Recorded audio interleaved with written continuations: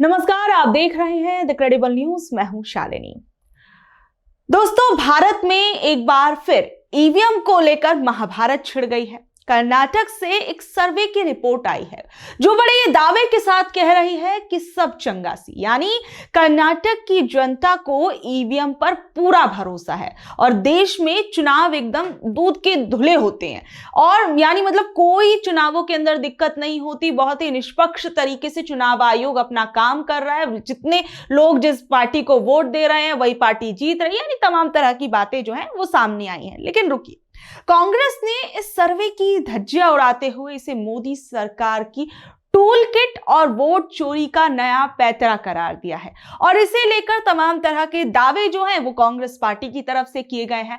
आखिर में कांग्रेस पार्टी अब क्या कुछ कह रही है और किस तरीके से सर्वे को कराने वाली एनजीओ को लेकर तमाम तरह के सवाल जो है वो कांग्रेस पार्टी उठा रही है। कांग्रेस पार्टी का ये सीधे तौर पर कहना है कि ये जो सर्वे निकल कर आए हैं ये बिल्कुल भी निष्पक्ष नहीं है, बल्कि घर की खेती है। यानी जिस एनजीओ ने ये सर्वे किया है और जिसके दम पर ये बताया जा रहा है कि खुद कर्नाटक की जनता जो है वो ईवीएम से खुश है और ईवीएम पर वो विश्वास करती है, उसे लेकर कांग्रेस पार्टी का ये कहना है कि जो ये सर्वे जिस एनजीओ ने कराए हैं उसके जो मालिक हैं उसके तार सीधे तौर पर प्रधानमंत्री नरेंद्र मोदी से जुड़े हुए हैं। यानी इस ये एनजीओ सर्वे कराता है, उसके तार सीधे पीएमओ से जुड़े हुए हैं। सवाल उठता है कि क्या ये जनता की आवाज है या सत्ता को दी गई एक सोची समझी क्लीन चिट।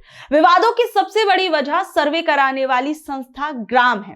कांग्रेस ने दावा किया कि इस एनजीओ के मुखिया आर बाल सुब्रमण्यम प्रधानमंत्री नरेंद्र मोदी के बेहद करीबी हैं और उन्होंने उनकी तारीफ में किताब तक लिखी है और उसकी तस्वीर आप खुद देखिए और सोचिए, जब सर्वे कराने वाले ही पक्षपाती होने के घेरे में आ जाए तो फिर उनके डेटा पर तो सवाल उठना लाजमी ही है। सोचिए, एक तरफ जहां ये व्यक्ति किताब पीएम नरेंद्र मोदी की तारीफ में लिख रहा है, वहीं दूसरी ओर जो उसके सर्वे सामने आ रहे हैं जो उसकी संस्था के, उसके अंदर ये बताया जा रहा है कि बिल्कुल ईवीएम पर लोगों को बहुत भरोसा है, लोग ईवीएम पर विश्वास करते हैं और उन्हें इस चीज का भरोसा है कि वो जिस पार्टी को, जिस कैंडिडेट को वोट दे रहे हैं वही जो है उस तक ही उसका वोट पहुंच रहा है। तो अब जो है ये पूरी की पूरी बातें जो है सवालों के घेरे में आ गई हैं। कांग्रेस ने इसे चुनाव आयोग और मोदी सरकार की घबराहट बताया। पार्टी कह रही है कि जब देश में ईवीएम को लेकर संदेह का माहौल है तो अचानक ऐसे सर्वे लाकर सरकार खुद को बचाने की कोशिश कर रही है। कांग्रेस का कहना है कि यह जनता का ध्यान भटकाने के लिए किया गया एक डिजिटल पीआर स्टंट है। और सबसे इंटरेस्टिंग बात यह है कि कर्नाटक में कांग्रेस की अपनी सरकार है, ऐसे में वहां की जनता का ईवीएम पर भरोसा दिखाना बीजेपी के लिए एक बड़ा हथियार बन गया, जिससे वो दिखा सकती है कि देखिए आपके राज्य के लोग ही तो हम पर विश्वास कर रहे हैं और ईवीएम पर विश्वास कर रहे हैं और आप कह रहे हैं कि ईवीएम जो है वो गलत है, आप फालतू की चीजें कर रहे हैं। मतलब एक तरीके से एक बड़ा हथियार जो है वो बीजेपी के लिए साबित होता है। लेकिन इसमें एक नया एंगल जो है वो निकल कर सामने आया है कि जो संस्था ये पूरा सर्वे करा रही है उसके तार सीधे तौर पर पीएम नरेंद्र मोदी और पीएमओ से जुड़े हुए हैं। बीजेपी जो है इसे कांग्रेस की दोहरी राजनीति कह रही है, यानी जब कर्नाटक जीते तो ईवीएम ठीक और जब सर्वे रिपोर्ट पक्ष में ना आए तो ईवीएम गलत हो रही है। ये बात बीजेपी की तरफ से कही जा रही है। कांग्रेस ने सीधे तौर पर इलेक्शन कमीशन को घेरे में लिया है। उनका कहना है कि संवैधानिक संस्थाएं अब स्वतंत्र काम करने के बजाय सरकार के करीबियों के माध्यम से अपना प्रोपेगेंडा फैला रही है। ये लोकतंत्र के लिए बहुत ज्यादा डेंजरस संकेत है कि अब संवैधानिक संस्थाओं को अपना बचाव करने के लिए एनजीओ का सहारा लेना पड़ रहा है। और यह विवाद केवल एक सर्वे तक सीमित नहीं है, ये 2024 के बाद की उस राजनीति का हिस्सा है जहां ईवीएम पर भरोसा या अविश्वास अब राष्ट्रवाद और विपक्षवाद की कसौटी बन गया। अगर सर्वे वाकई निष्पक्ष था तो उसे कराने वाली संस्था के बैकग्राउंड ने उसकी साख पर दाग लगा दिया है।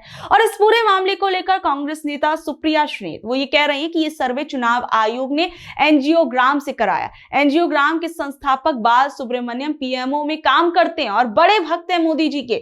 2024 में नरेंद्र मोदी के नेतृत्व पर चापलूसी भरी एक किताब लिख डाली। सर्वे मई 2025 में किया गया। राहुल गांधी ने वोट चोरी का खुलासा सबसे पहले अगस्त 2025 में किया। कितने फ्रॉड भरे पड़े हैं चुनाव आयोग, पीएमओ और सरकार में। कांग्रेस नेता और कर्नाटक सरकार में मंत्री प्रियंका खड़गे ने भी कहा कि इलेक्शन कमीशन ने state chief chief electoral officer के जरिए सर्वे कराया। सर्वे मोदी जी के एक आदमी ने किया जो पीएमओ में काम करता है और उसने पीएम की तारीफ में एक शानदार किताब लिखी।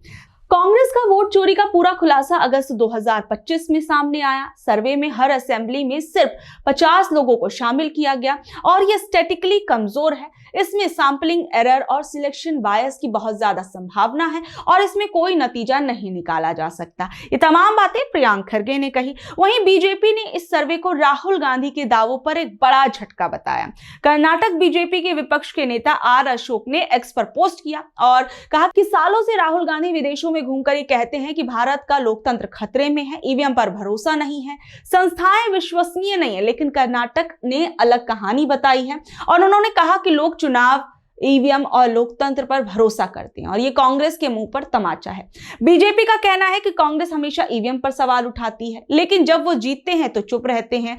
वहीं मतलब आप समझ सकते हैं कि तमाम तरह की बातें जो है वो इस वक्त सामने आ रही है। वहीं डेक्कन हेराल्ड जैसे मीडिया ने इस सर्वे को अपनी लीड स्टोरी बनाया, लेकिन कांग्रेस का कहना है कि अगर इसमें सच्चाई छिपाई गई है तो मीडिया रिपोर्ट बताती है कि ये सर्वे 2024 लोकसभा चुनाव पर आधारित है और ईवीएम पर जनता का भरोसा दिखाता है। लेकिन कांग्रेस ने इसे चुनिंदा तरीके से इस्तेमाल करने का आरोप लगाया। कुछ पुरानी रिपोर्ट्स में भी ईवीएम पर विवाद दिखते हैं। जैसे 2023 में कर्नाटक चुनाव में कांग्रेस के आरोपों को ईसीआई ने खारिज किया था।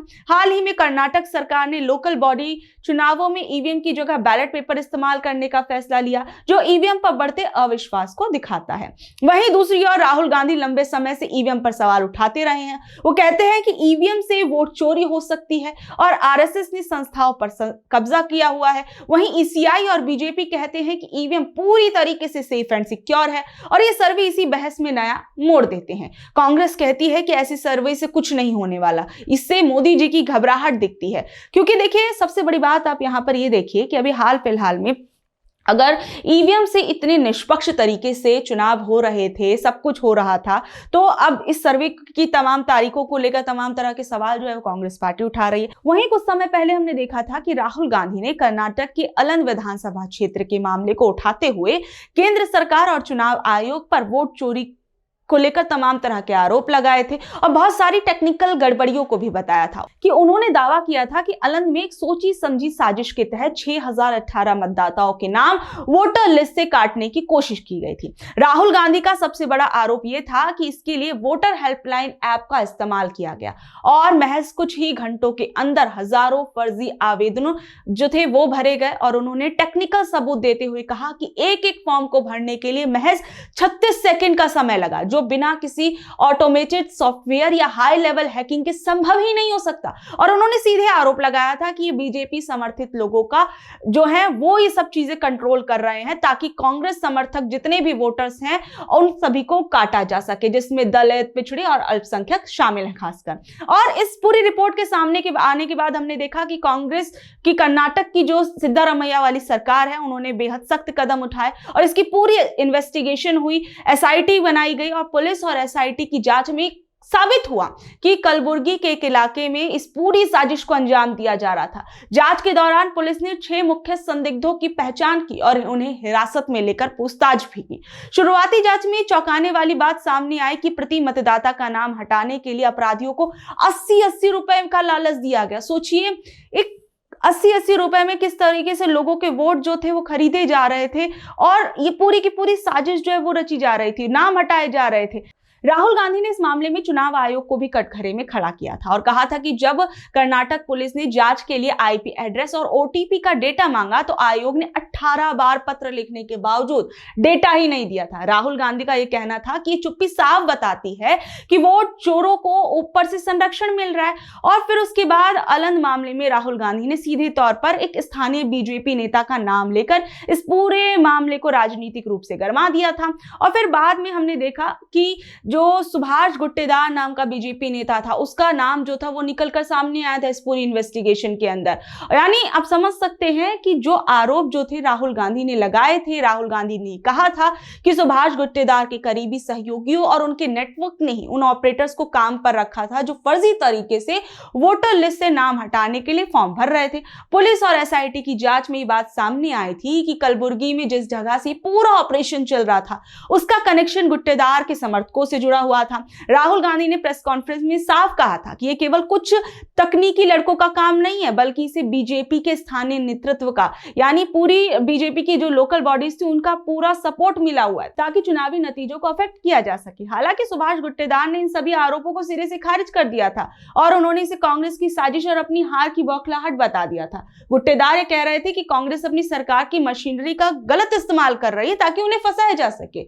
लेकिन फिलहाल ये मामला जो था एसआईटी के पास है और बीजेपी नेता को लेकर इसमें तमाम तरह के सवाल उठ रहे हैं। वहीं दूसरी आप और देखिए, एक तरफ वोट चोरी को लेकर लोकसभा चुनावों से लेकर हमने देखा कई विधानसभा चुनावों के अंदर विपक्ष लगातार कह रहा है कि ईवीएम का जो इस्तेमाल है उसके अंदर एक बहुत बड़ी धांधली हो रही है, विपक्ष के वोटों को चोरी किया जा रहा है और जानबूझकर ये चुनाव आयोग और बीजेपी की मिलीजुली जो साजिश है वो है। और इसको लेकर हमने देखा कि महाराष्ट्र के चुनावों को लेकर, हरियाणा के चुनावों को लेकर तमाम तरह के सबूत जो थे वो कांग्रेस पार्टी दिखाती हुई नजर आए कि देखिए यहां पर इतनी गड़बड़ी हुई, ये गड़बड़ी हुई। राहुल गांधी कई बार इसे लेकर प्रेस कॉन्फ्रेंस कर चुके थे।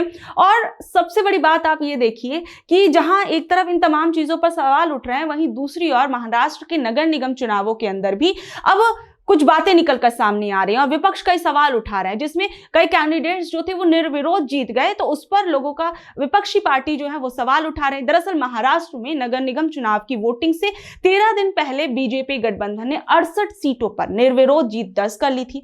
बीजेपी को 44 सीटें मिली, एकनाथ शिंदे की शिवसेना ने 22 सीटें अपने नाम की। वहीं अजीत पवार की राष्ट्रवादी जो कांग्रेस पार्टी थी उसके खाते में सिर्फ 2 सीटें आई। यानी नियमों के मुताबिक अगर किसी सीट पर सिर्फ एक ही उम्मीदवार मैदान में रह जाता है और दूसरा कोई प्रत्याशी नामांकन नहीं करता या अपना नाम वापस ले लेता है तो उस उम्मीदवार को निर्विरोध जो है वो निर्वाचित घोषित कर दिया जाता है, यानी उसको जो है जीत उसकी दर्ज हो जाती है। इन 68 सीटों पर यह स्थिति बनी रही, इसलिए मतदान कराने की जरूरत ही नहीं पड़ी। सोचिए कि ये हाल हो गया कि कोई बंदा आ ही नहीं रहा सामने इलेक्शन लड़ने के लिए और सीधे निर्विरोध जो है वो बीजेपी के कैंडिडेट्स या उसकी सहयोगी पार्टियों के कैंडिडेट्स जो है वो जीत रहे हैं। यानी 29 नगर निगम की जो हुई सीटें हैं उसमें 2801 सीटों पर 15 जनवरी को वोटिंग होगी, नतीजे 16 जनवरी को आएंगे। और सबसे ज्यादा बीजेपी कैंडिडेट्स कल्याण डोंबिवली नगर निगम से चुनाव जीते हैं। और अब जो ये निर्विरोध लोग चुने गए हैं उस पर विपक्ष के जो नेता हैं कई सवाल उठा रहे हैं। जैसे कि एमएनएस के नेता अविनाश जाधव जो है वो कह रहे हैं कि अगर आप वोटिंग से पहले ही जिताना सबको चाहते हैं तो चुनाव ही क्यों करवाते हैं, दोनों सत्ताधारी पार्टियों को इसे आपस में बांट लेना चाहिए, आपस में आप जो सीटों का बंटवारा कर लीजिए, जरूरत ही क्या है, भारत और राज्य में लोकतंत्र आप खत्म कर रहे हैं। और वहीं शिवसेना के नेता अरविंद सावंत, उन्होंने भी कहा कि ऐसे निर्विरोध जीत सुनिश्चित करने के लिए विपक्षी उम्मीदवारों पर दबाव डालने का आरोप सत्ताधारी पार्टियों पर वो लगा रहे हैं कि भैया प्रेशराइज हमारे कैंडिडेट्स को किया गया, इस वजह से ये जो निर्विरोध तरीके से जीते हैं, तो ऐसी ऐसी चीजें हो रही हैं। तो अब जो एक रिपोर्ट सामने आई या कहें कि एक सर्वे जो सामने आया है, सर्वे के बाद कांग्रेस पार्टी ने जिस तरीके से इसकी तहकीकात करते हुए बताया कि किस तरीके से इस सर्वे को छापने वाले जो लोग हैं वो प्रधानमंत्री नरेंद्र मोदी के कितने करीबी हैं, इस पर खुलासा हुआ। राहुल गांधी ने आनंद विधानसभा को लेकर जो कुछ कहा था वो मैंने आपको बताया। वहीं अभी एक छोटे से इलेक्शन का मैंने आपको एग्जाम्पल दिया कि वहां क्या कुछ हुआ, किस तरीके से कई निर्विरोध कैंडिडेट्स जो थे वो सत्ताधारी पार्टी के जीत कर सामने आ रहे हैं। इन तमाम चीजों को लेकर आप क्या सोच रहे हो, भारत की चुनावी व्यवस्था पर आप लोगों का क्या कुछ कहना है, नीचे दिए कमेंट बॉक्स में जरूर बताइएगा। और ऐसी अपडेट से जुड़े रहने के लिए देखते रहिए द क्रेडिबल न्यूज। मैं हूं शालिनी, धन्यवाद।